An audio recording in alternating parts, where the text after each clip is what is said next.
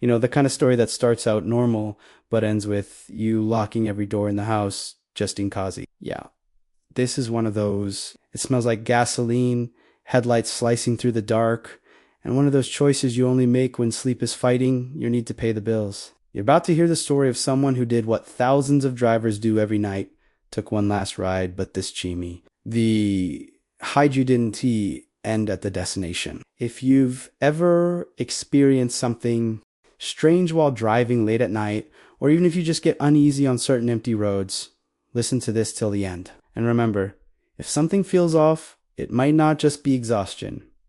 Oh, and if you have a creepy story too, send it our way. Here, your trauma might just become a script. Hey, my name's Marcus, and I've been driving nights for almost 4 years now. It wasn't exactly a choice, more like an escape. You know, that feeling when life piles up too much during the day, and suddenly the silence of empty streets and the voices of strangers in the back seat feel more comforting than anything else. Yeah, I found a weird kind of peace in it, in blinking red lights cutting through the dark, in the soft hum of the radio, in the faces that come and go without asking questions. Some people say driving at night is dangerous, and they're right. I've had drunk passengers throw up, couples fighting, a woman crying so hard I thought she might faint, and one guy carrying something in his hoodie that definitely wasn't a snack. But none of those stories come close to what happened that night. Not because it was more dangerous, but because, to this day, I still have no idea what actually happened. It started like any other ride. At least, at first. It was Friday night, or rather, early Saturday morning, around 2:10 a.m. I was parked near a busy avenue, a bit removed from the nightlife district. I usually wait there when demand starts slowing down. I remember I was listening to a podcast, something about unsolved crimes. Ironically, that's when my phone pinged with a notification. New ride, accept. The pickup point was relatively close.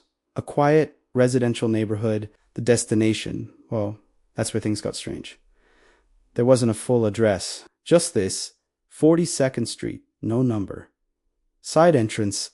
I hesitated. I usually avoid vague requests like that, but surge pricing was on, and honestly, I needed the money.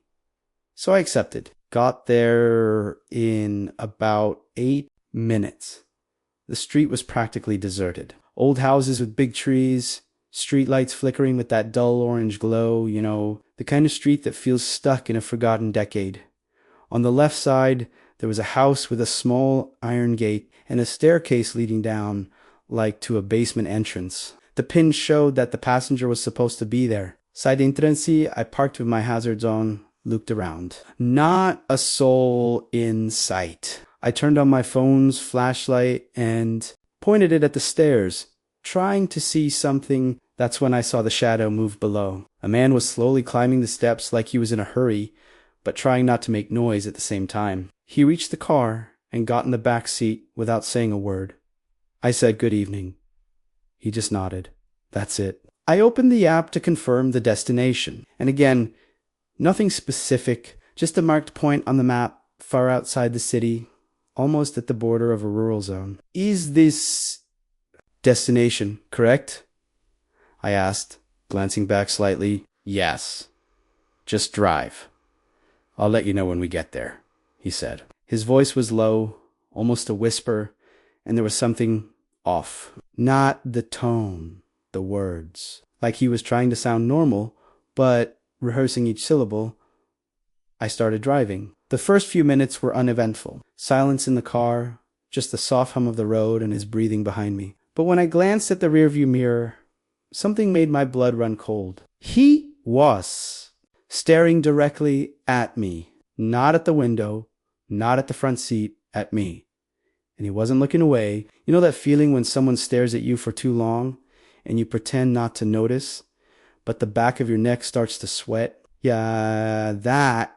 I kept driving. The road took us further and further from the city. We started hitting stretches with no lighting, fields on both sides. The GPS said we were 14 minutes away. That's when he spoke completely out of nowhere. Have you ever wondered what it would be like if your last ride never ended? I took a second to reply. What do you mean? He didn't answer, just let out a short, low laugh. like he was amused by something only he understood. I tried making small talk, asked if he lived around there. He just said, "No, I only pass by from time to time." Dry, and then total silence.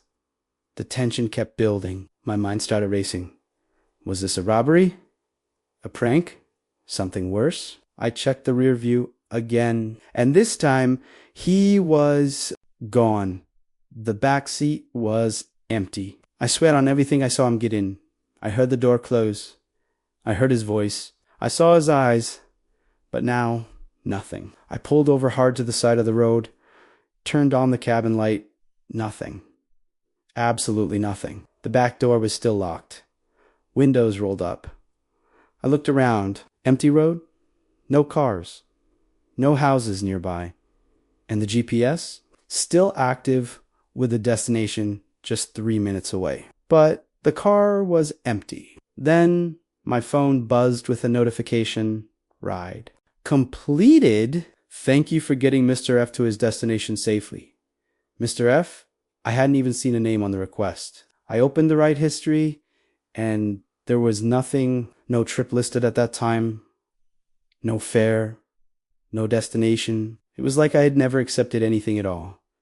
I took a deep breath, tried to calm down. Maybe it was a glitch. Maybe he had gotten out at some point without me noticing, although that was impossible. I hadn't stopped the car anywhere. Even so, I decided to follow the route to the final destination marked on the GPS.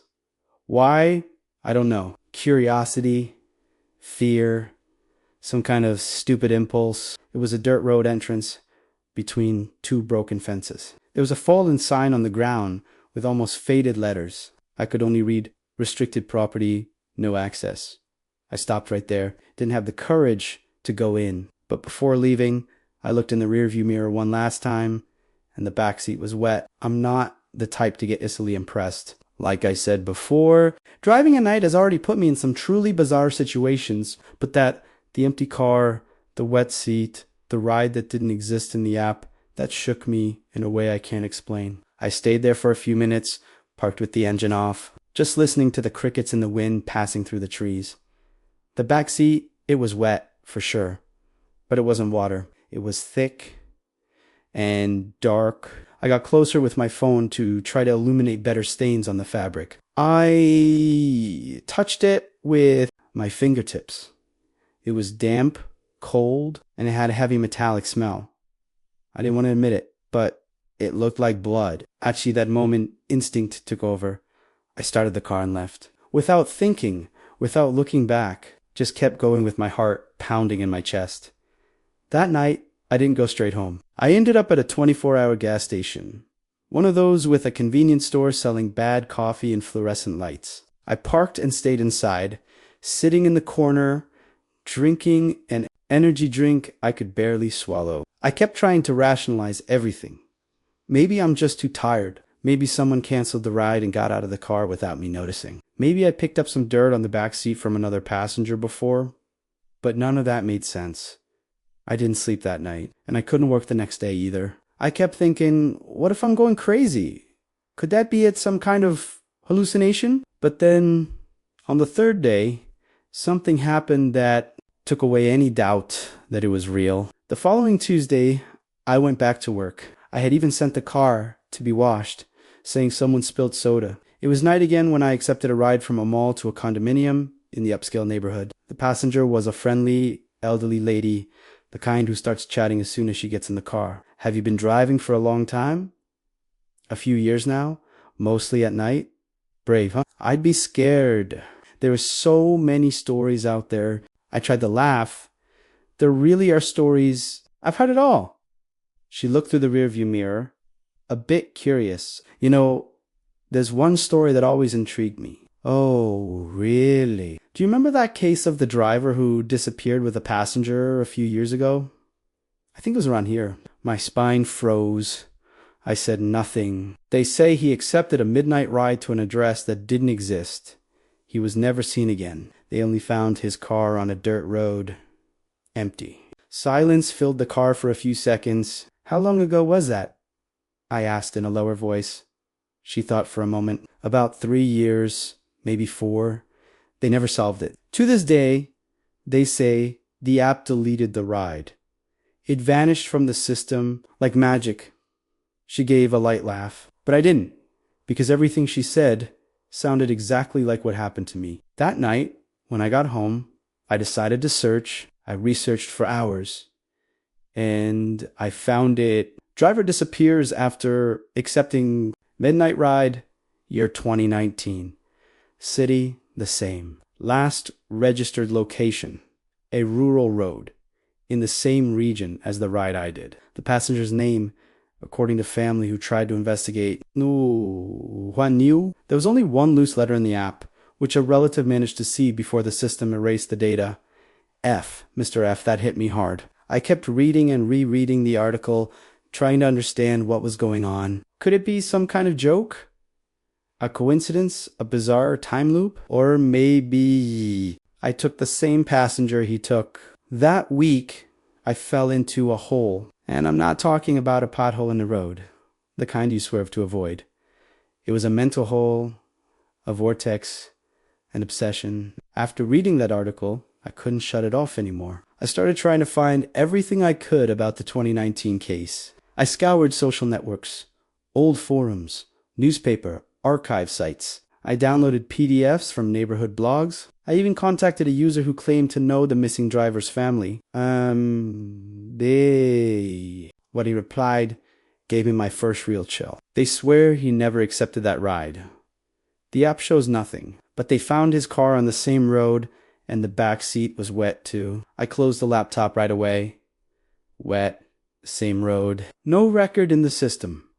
Mr. F, the name was never made public. But in some old WhatsApp group messages recovered and reposted by family, someone says something like, it was some F who got in his car. That was the last thing he typed. I started thinking about things I never believed in. Things I always thought were movie exaggerations or internet stories. But now I was inside one of those stories. I started wondering if there were more cases like this. And guess what? There were. Not many, but some. Drivers in other states, rides that disappeared, passengers with incomplete names, disappearances, cars found in remote areas. Similar reports, although none as detailed. And the pattern, always at night, always outside the city, always with the feeling that someone got in the car without really being there. One of those reports said the passenger didn't speak, just pointed the way. Another talked about a man in a suit carrying a black briefcase who asked to go to a non-existent address. And one said the passenger looked at the driver through the rearview mirror, but had no reflection. I've never been the mystical type. But when you start seeing patterns, it's hard not to wonder what's really going on. That Friday of that week, something else happened. I went back to work. I felt kind of paranoid. Yeah, but I needed to get back behind the wheel. Life doesn't wait for us to sort out our traumas, right? I took short rides, neighborhood to neighborhood, right inside the city. No rural areas, no latchy nights. Until around 11 p.m., the app pinged new ride. Short, 4 stars. Requester, F, everything froze. Photo, no history, and the destination. The same road as last time. I almost hit cancel. My finger trembled over the screen, but I accepted. I don't know why. To this day, I don't know. Maybe it was the instinct to understand. Maybe I wanted an answer. Maybe it was something beyond my control. All I know is I accepted. The pickup point was near an abandoned warehouse in the industrial zone. I went there. The place was dark, but I saw a figure standing near a streetlight. He was facing away, wearing a long coat. I slowly stopped the car, rolled down the window, and said, "Ride 4F." The figure slowly turned. It was a man, pale face, dark hair, close to the scalp, deep-set eyes. He didn't answer. Just got in the car, in the back seat, without saying a word. And then something clicked in me. I took out my phone, opened the app, went to the ride details. Nothing. The ride had disappeared. gone, just like before. I turned to him and asked, "Where are we going?" He answered in a low voice, almost a whisper, and I did. I started the car and drove. The road was deserted, no lights except the headlights. The passenger stayed silent the whole time, but even without speaking, I felt like he was watching me. Not through the mirror, like normal, but as if he was inside my mind. When we reached the same rural road as before, he said, "Stop here." I parked. "You can get out of the car." I hesitated. "Why? What's going on?" He just smiled. But the smile was empty, no emotion. "You're not the one who decides." And then everything went dark. Literally, the headlights went out. The engine died. The phone died. I looked back. He was no longer there.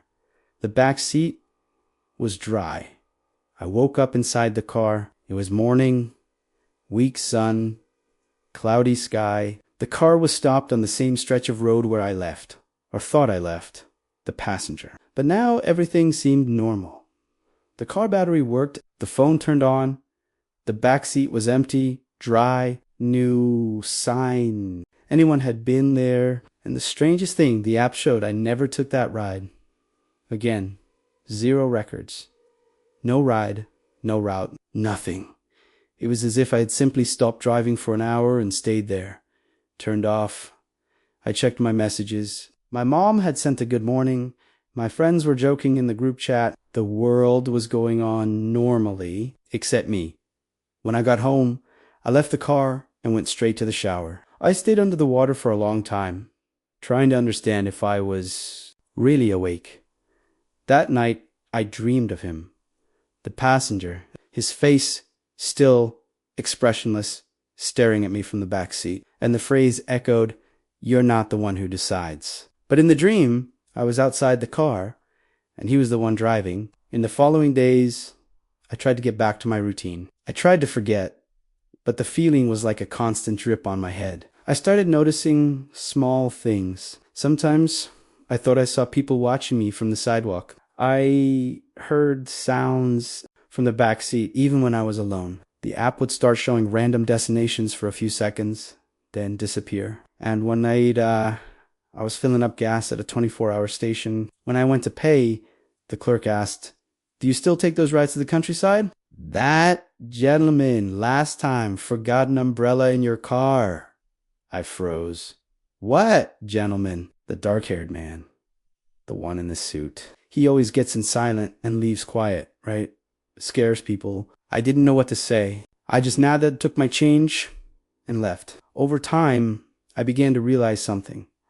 It wasn't about the passenger. It was about the car, or maybe about myself. Had that encounter marked me somehow? Had I, in some way, accepted something when I pressed the ride button?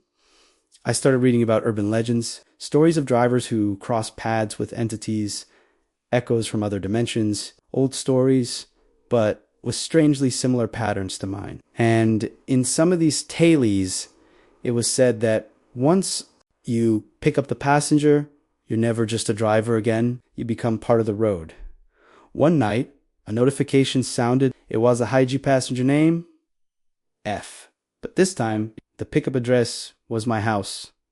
Everything froze. I pressed accept, like something outside me made me do it. I went down to the car. It was empty, but the back seat was wet. In the following days, I noticed another change. I couldn't sleep well. I stopped dreaming. I don't know how to explain what's happening anymore. Maybe it's just fatigue. Maybe it's my mind trying to find patterns where there aren't any. But every time someone gets in my car now, I wait. Waiting for the moment when I'm no longer the one driving. Waiting for that name. F and Dew. You know what's the strangest? There was a night this week when the app beeped with a ride. Passenger. You. Yes, that was the name. You. And the destination, the same road. Since that day, I started recording everything. Diary, phone recordings, even hidden audio in the car. I needed to know if my mind was playing tricks or if something was really using me as a bridge. And then came the night everything changed. I was in my room writing these notes when I heard a notification sound. But it wasn't the app. It was the intercom. It was almost 3 a.m. I looked at the camera. No one. I went down slowly, heart racing. At the gatehouse, there was an envelope on the floor. No sender, no name. Inside was my old company ID badge from years ago when I used to work night security at a condo. But that badge, I had lost it in 2016. It was intact. But on the back, someone had written, "You already accepted the ride." That night, I left the car running and went out walking. I didn't want to drive. I didn't want to think about passenger road or wetness on the back seat. But when I got to the corner of my street, the car was parked there. Even though I had left it 3 blocks away, engine running, low beams on, as if it was waiting for me. I got in, hands trembling. The smell inside was different. Not moldy, but wet earth. And on the passenger seat, for the first time, there was something, a walkie-talkie. Old from those security companies. I turned it on, static. White noise. And then a voice. Ride confirmed. Final destination. You. From then on, things really started to go wrong. Every dawn, I woke up with the car running, even without the key in the ignition, even with the battery supposedly off. The windows always fogged up. The back seat always wet.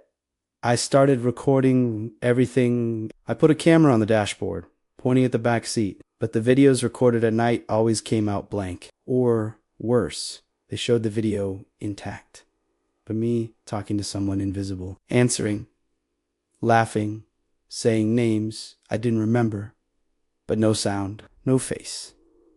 Just me, gesturing in the dark. One early morning, I left the camera on and pretended to go to sleep. I watched from the apartment window, 3:11 a.m. The car turned on by itself, low beams on, the interior light came on, and in the back seat, someone sat down.